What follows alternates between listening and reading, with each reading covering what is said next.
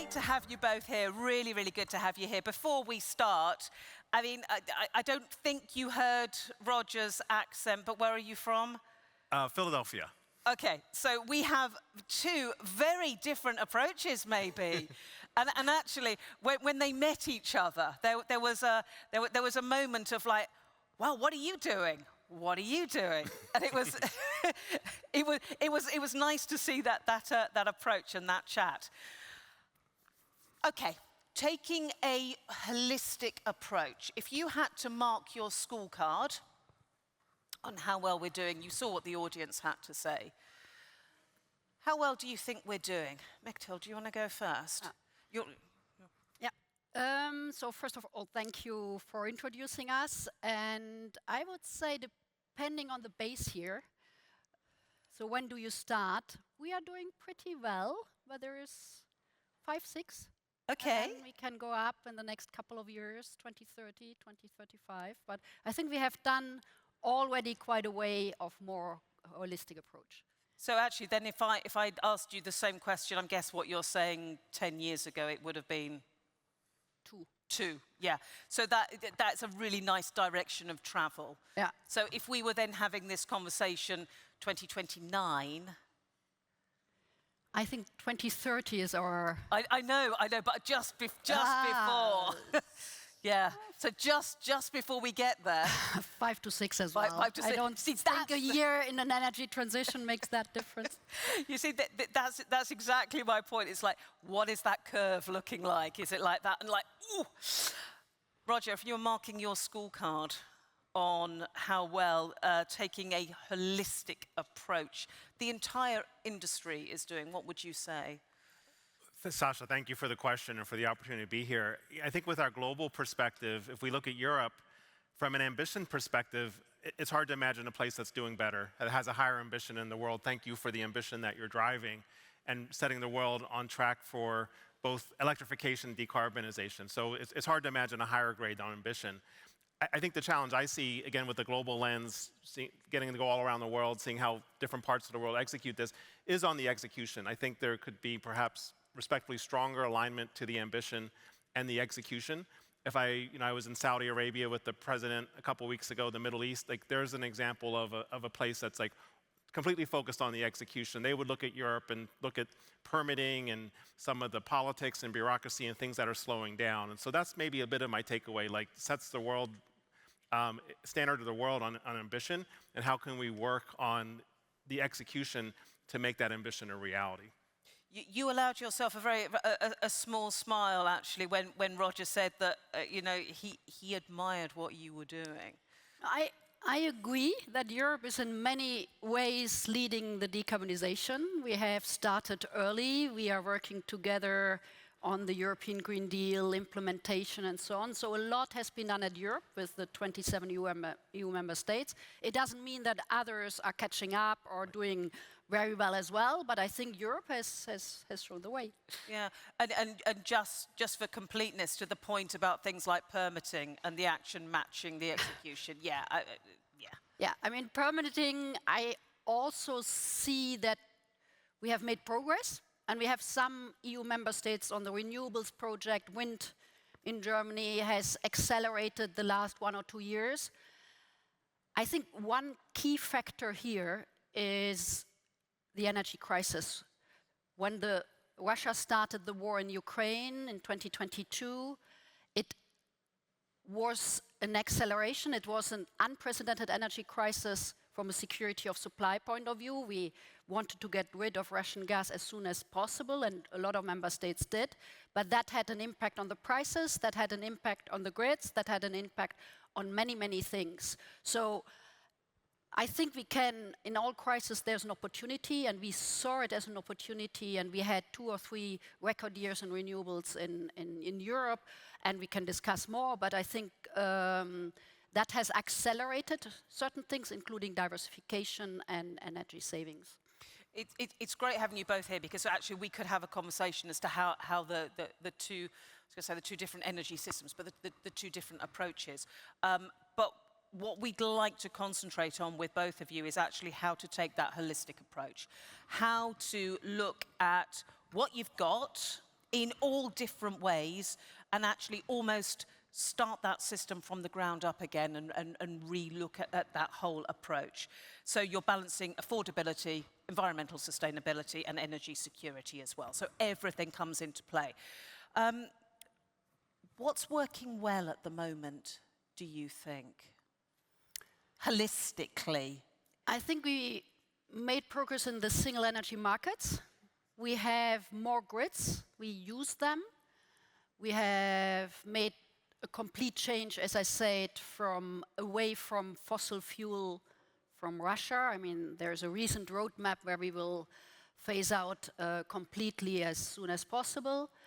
So I think that in the last couple of years where a lot of progress were made, where there are still challenges, permitting, we are not yet there, digitalization, electrification, so further decarbonisation of the industry. So there are still challenges, but I think we made quite good progress if we had the assessment which we did where our member states are on the main targets which we have for 2030, 42.5% renewables with the aim to go to 45%. Our assessment based on national plans is that we are close to it. We are not 100% there. The same for greenhouse gas emissions, 55% target. We are with the plans we have, 54. Energy efficiency, we have to catch up. Looking at that, I think we have done quite well in this clean energy transition. That is a very clear trajectory going forward. But how is it being used and all playing into the same system, I guess, is what I'm asking. Mechthild, do you want to come back on that? I mean, for us, energy security, affordability, competitiveness, and sustainability go hand in hand. And if you look, what we are aiming at with the clean energy transition is to have low carbon and renewables at the forefront, which are domestic, so we are less dependent on imports from fossil fuels and reduce fossil fuels. So we are becoming more secure in being less dependent. It depends how you define security of supply, but in the broader sense, you can capture all that under the three angles of being affordable, going down with the cost, being independent, more secure, and also being good for the climate. So I think we have a few examples, and that is where we are heading at. Roger. I agree with the proposition. I think this is a really important point that sometimes is understated.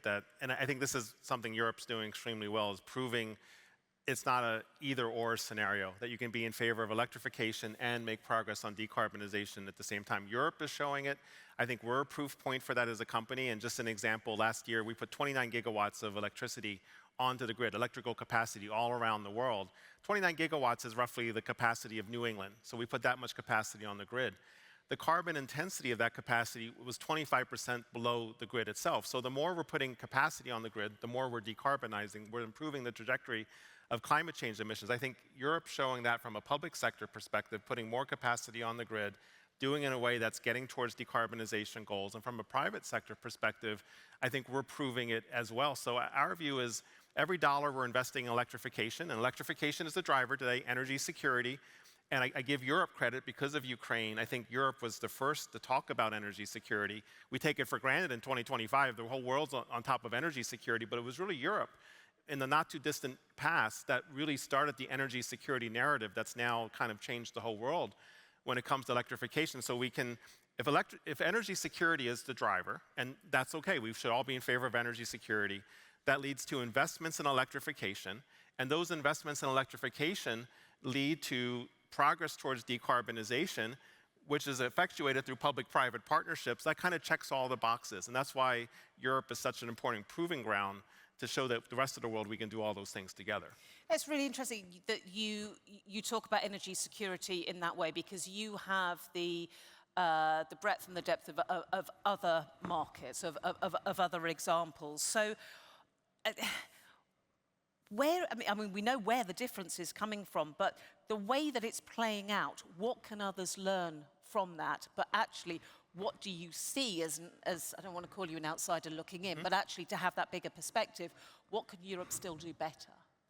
I think what others can learn is, first of all, Europe kind of reminded the world we can't take the grid for granted. I think prior to Ukraine, probably the world did take the grid for granted. We turned on the lights, everything worked. There was a weather event here or there. Wasn't good news, but we responded to it. And Ukraine was a wake-up call that not only can Europe not take its energy supply for granted, but we can't even take energy equipment for granted. We wanted to all support Ukraine. We have supported Ukraine, but none of this is sitting on shelves. And so we've had to invest in strategic capacity upgrades. We're still not there today, so that we can respond more aggressively. So I think that's what the world is learning from Europe. And now the whole world is bought into an energy security narrative, whether that's cybersecurity or physical attacks or even extreme weather events. There's different reasons for doing it, but Europe has kind of shifted the direction.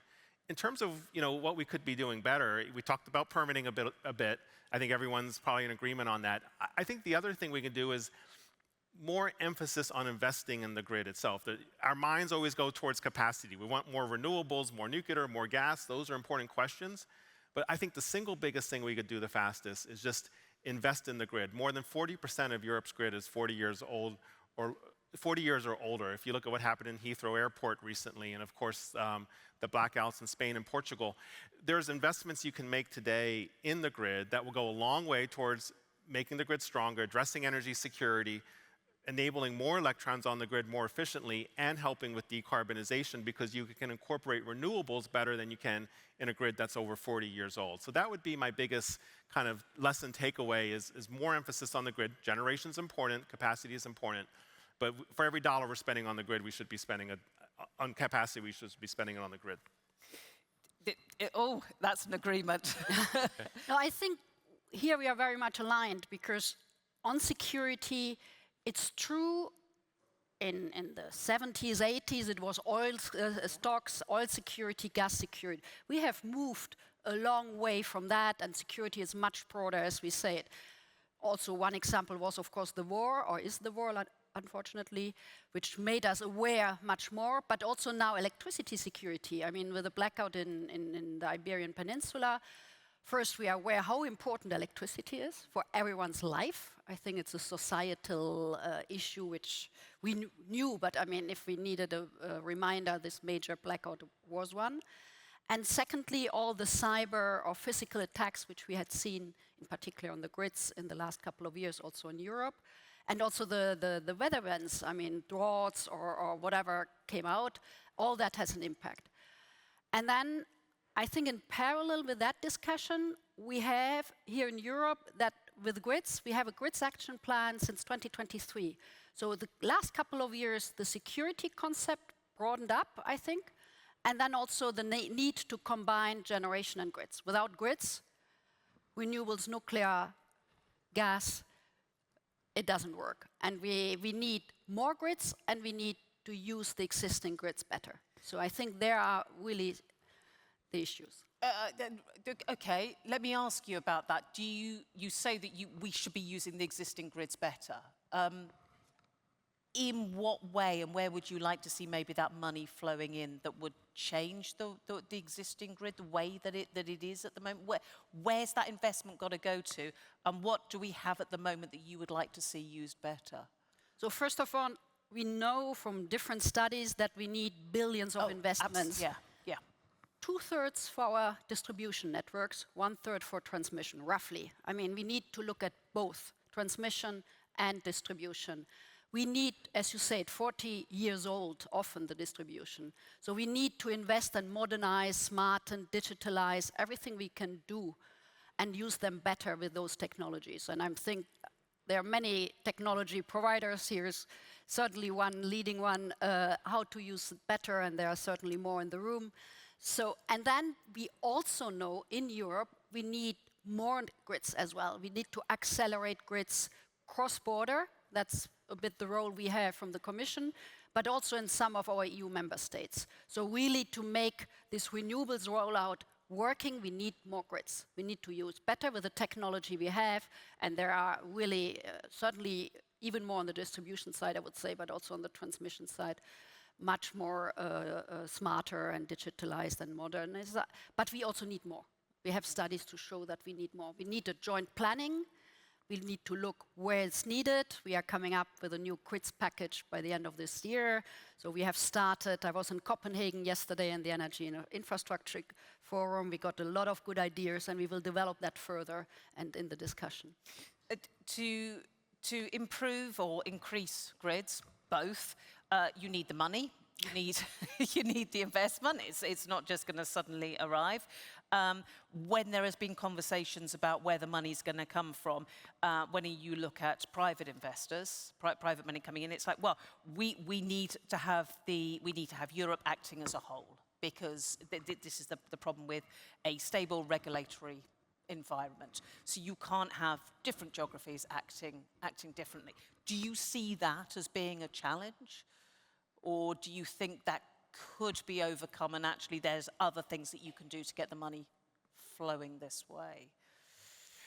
I see it as an opportunity because if you think, look, if we're being honest, like most places in the world, most industrialized society, we could have the same conversation, say the grid is outdated, we need to invest in it. Europe has an additional challenge, I think, with the grid, if I may, because Europe, probably more than any other large region in the world, is so reliant on renewables. It creates some unique challenges. There's certain types of grid equipment that are particularly good at managing that, and so I would maybe put an additional layer of complexity on Europe, but that's fine. That's something that could be solved.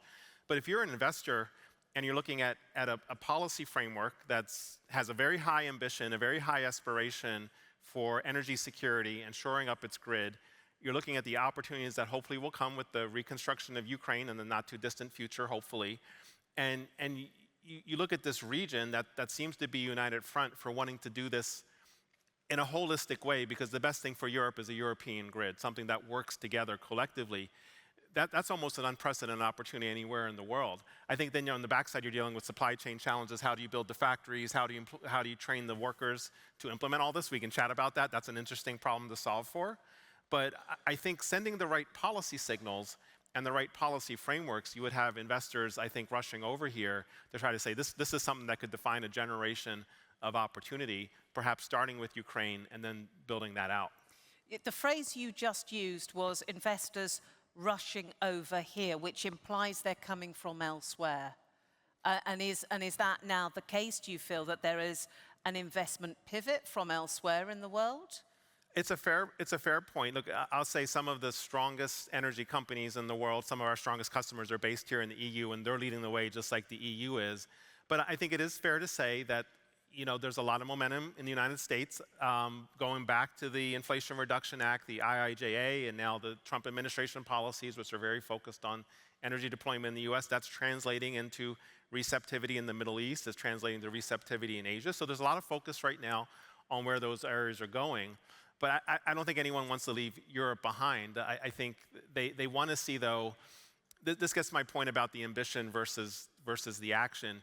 If you're in the Middle East and you can choose to invest your dollars there with an investor mindset, they're going to think 10 months is too long. They're going to say, if you don't have this up and running in 10 months, we don't want to work with you because that's just too long. I'll pick on the United States. I've been picking on Europe a little bit. In the US, it's like in 10 months, maybe you'll be able to submit your papers to start your project, and then we'll go from there over the next couple of years. How do you compare those two things as an investor? So I'm not saying they're not moving towards Europe, but I think there is a competitive aspect with my global lens that both I think the US and the EU need to pay very close attention to, because it's a real factor that we're seeing right now. How long is permitting in the US, roughly? Is it different per state?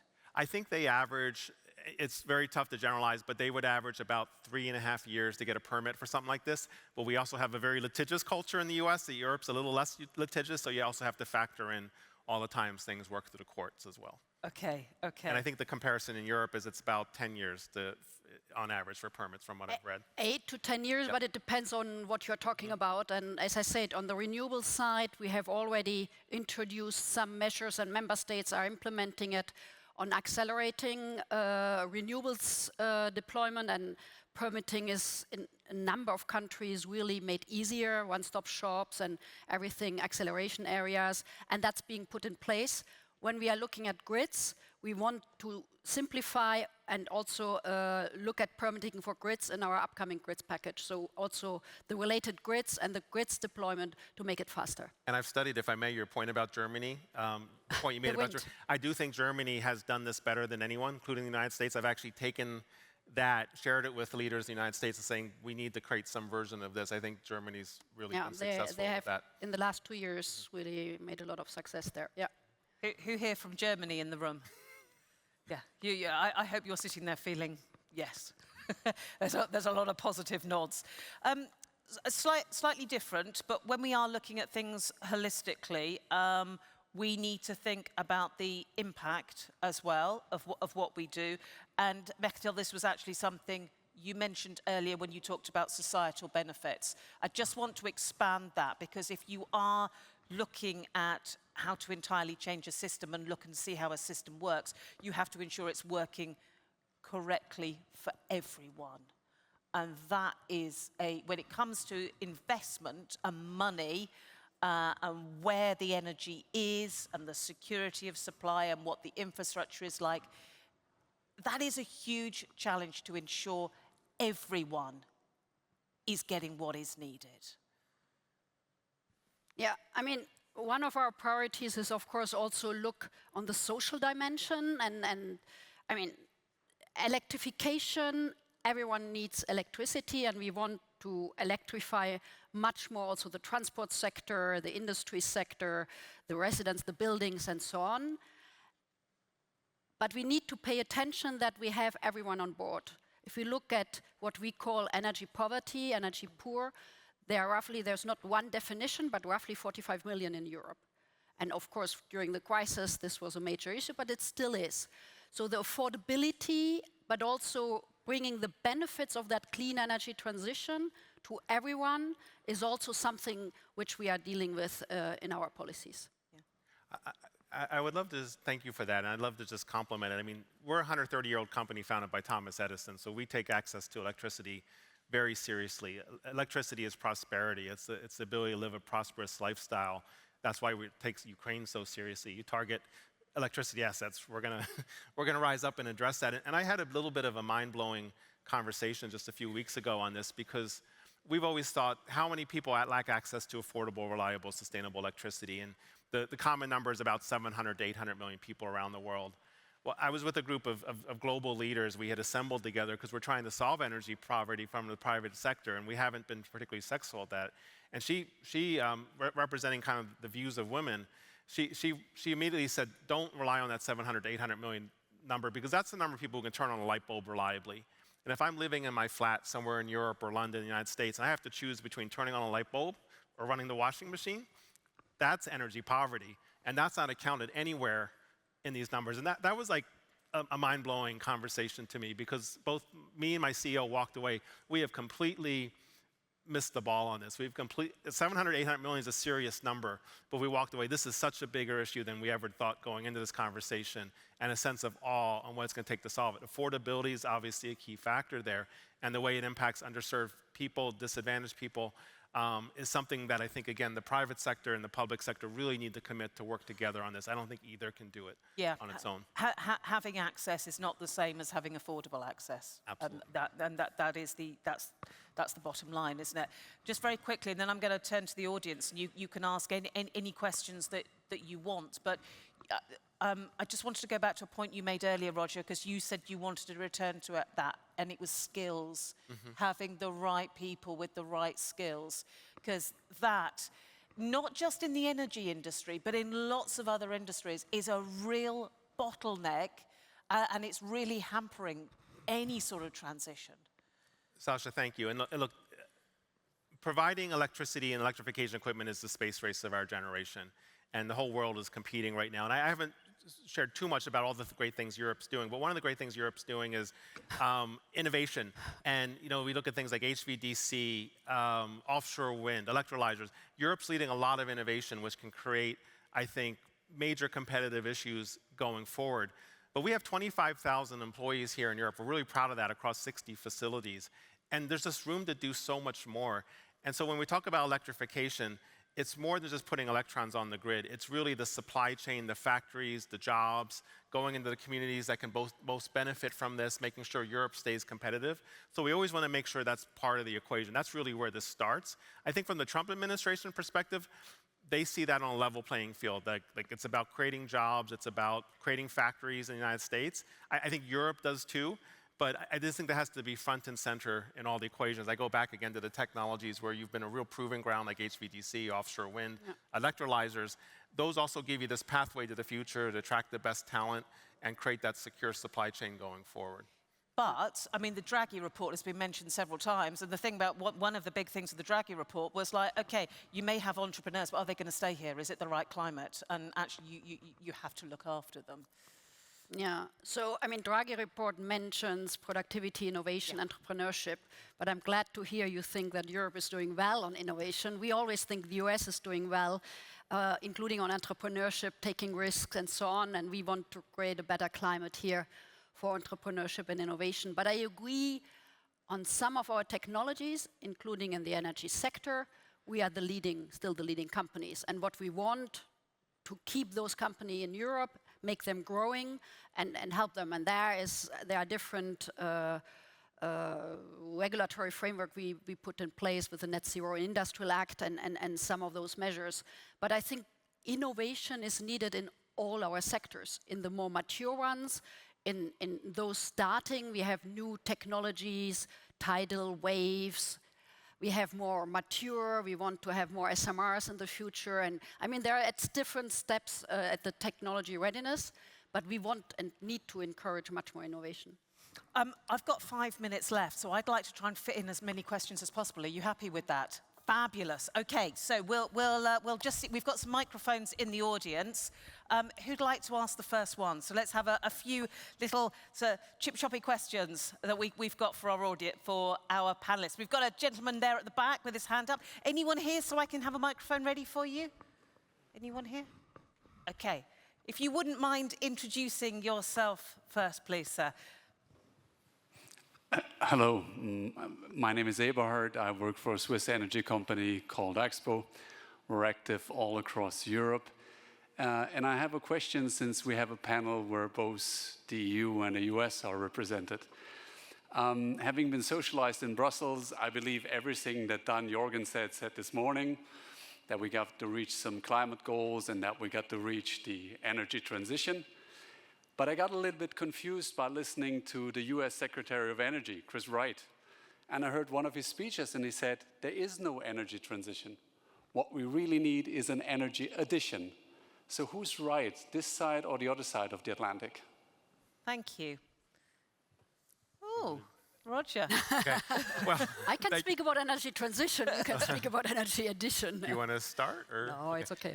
So I wouldn't pretend to speak for Secretary Wright. I have heard the comment before. It's something in the US we hear a lot, that the focus is on energy addition. And if I'm trying to project a little bit, I think Secretary Wright's view, it goes back to kind of some of the social issues we were talking about. I've read a book that he wrote. I've heard his words when he's testified in Congress. And I think, to his credit, he's a true believer in this theme of energy poverty, or however we're going to call it. And I think his prioritization is that he believes we can't have prosperity without electrification, without energy. And he wants to start there. And he wants to make sure everybody has access, has capacity. And along the way, that will lead to other benefits.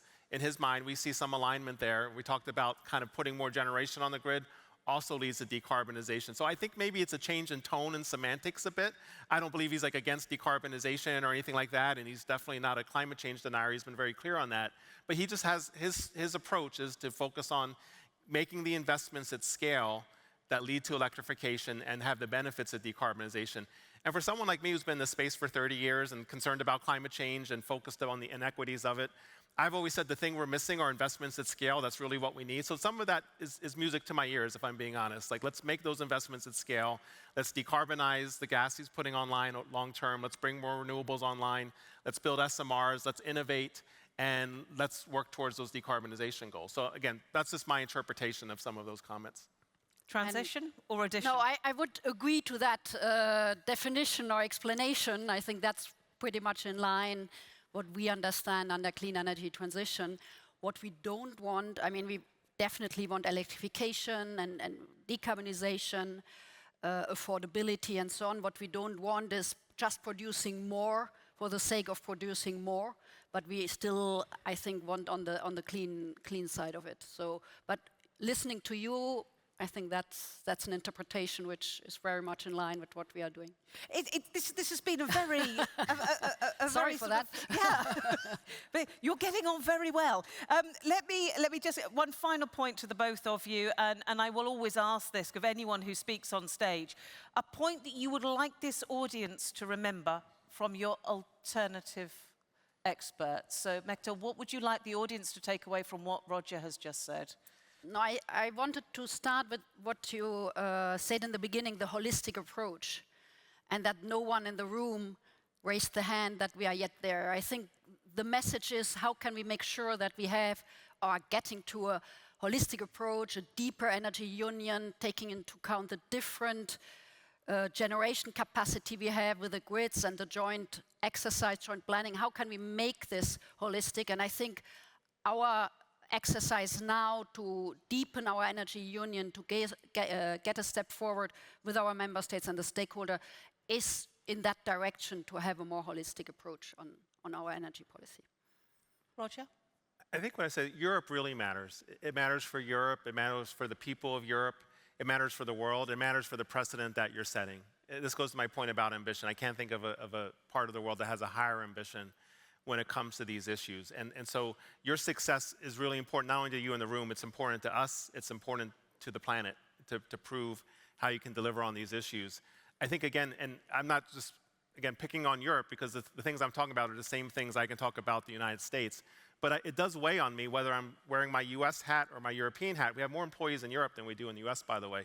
When I go around the world and I just see how competitive the world is right now, how much aggressiveness there is to attract investment, how much certain regions and parts of the world are willing to kind of move forward so quickly and communicate in a way that resonates to where those dollars are going to be spent. I think that's an important takeaway for me and for my friends here in Europe, that we have to be, if we want to be competitive, we talk about competitiveness all the time, we have to have that same sense of competitiveness, that mindset, and that involves, whether it's the US or EU, delivering on these reforms, delivering on these policies, delivering on these ambitions. Okay. Should we just take one more question, maybe from the audience? Got one more. We've got. I can squeeze one more in if you're desperate. 10 minutes. No, we're all good. We're all good. Fabulous. That was a really interesting conversation. It was really good to get your views, not as opposing as we might have thought, but a great deal of common ground there. Mechthild, Roger, thank you both very much. Thank you very much. Thank